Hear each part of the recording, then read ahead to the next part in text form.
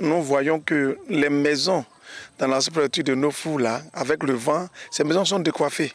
Ça veut dire qu'il n'y a plus d'arbres. La situation des arbres dans la région d'Unzi est ainsi présentée. Le tableau n'est pas reluisant et c'est en partie ce qui explique la tenue de l'édition 2025 de la Journée nationale de l'arbre à Nofou, où près de 8 hectares de diverses essences arboricoles ont été plantés. Dans cette sous-préfecture où la fabrication du charbon de bois à pignon sur rue, les solutions pour protéger les arbres sont multiples. Je voulais suggérer surtout que qu'on appelle les autorités accordent une importance à promouvoir les forêts sacrées. C'est vrai, il y a les forêts classées, mais les forêts sacrées. Parce que c'est les forêts les plus respectées aujourd'hui dans nos villages.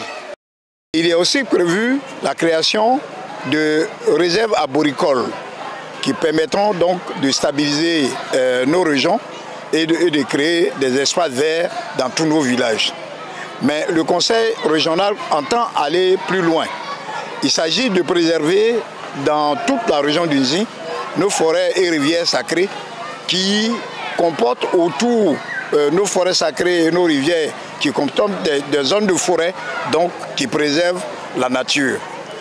Le message que je lance pour la population, à l'endroit de la population de la région d'Unzi, c'est de mettre à la disposition de la direction régionale des eaux et forêts dans l'ensemble de ses services des terres pour faire le reboisement.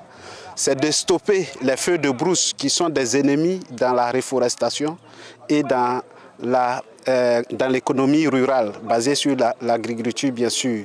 C'est aussi d'arrêter le sillage à façon, qui détruit aussi les arbres d'avenir et qui détruit tous nos potentiels naturels.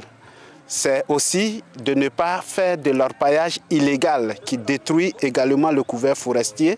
Pour le préfet Gwessé Jules, au-delà du planting, les arbres doivent être protégés. Un arbre ne se plante pas seulement, il se protège, s'entretient et se transmet.